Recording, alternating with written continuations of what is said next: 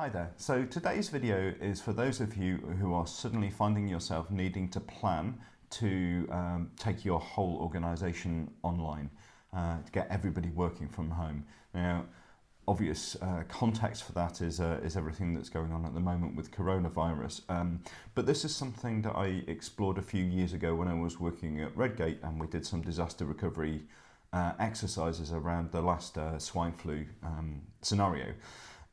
So we ran a working from home day exercise, and we took the whole business remote for the day, and I think we learned some interesting things. So for those of you who are faced with this situation right now, a couple of things that I wanted to share.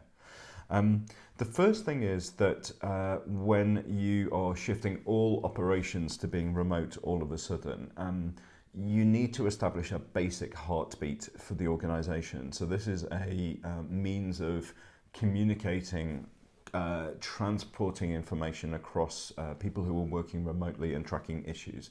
And I think that the best way of doing that is to make sure that you've got a daily check-in taking place right across the organization. This probably means that you need to be quite hierarchical. Okay, because it's going to be quite, as your organization gets too big, it's going to be difficult to have multi-way conversations across a large group of people. So you're going to need to break the organization up into chunks if it's not there already. And the way that I would go do about that is I would have a scheduled daily call at a particular time, 9 o'clock, 10 o'clock, whatever it is. You've got a scheduled call for the leadership team, you've got a scheduled call for all of the individual teams, and each one of those calls, it's generating information to share across to others. So you're making sure that the information is flowing two ways. I think you need to make sure that you've got HR and IT, if those are separate functions, involved in the top level calls. A lot of the time the issues that are going to come up will be people's availability or infrastructure not working properly, and you need that information to be going very quickly straight into those teams so that they can understand that and so that they can manage that. So get HR and IT in that kind of top table call.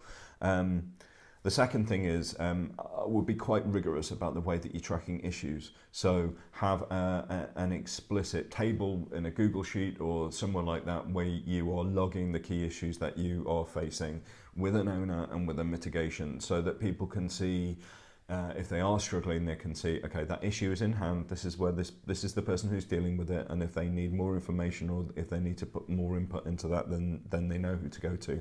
And you just know where you are with all of this stuff. You may find initially that there are too many issues for you to be able to manage simultaneously, and this is a good way, therefore, of actually being able to triage them. So you can kind of capture all of the issues, and then you're kind of filtering them by severity, and kind of working through them in that kind of order.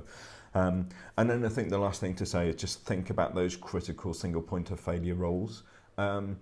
You may find that people have to absent themselves all of a sudden, either because they themselves have become poorly, or because family members near them have become poorly, and therefore those people are unavailable for a week or 2 weeks or something like that.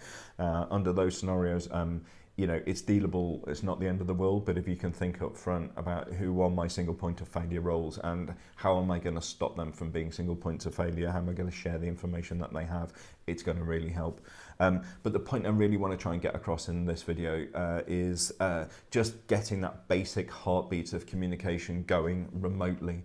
These things happen organically when you're physically in the office together, and you need to create that artificially.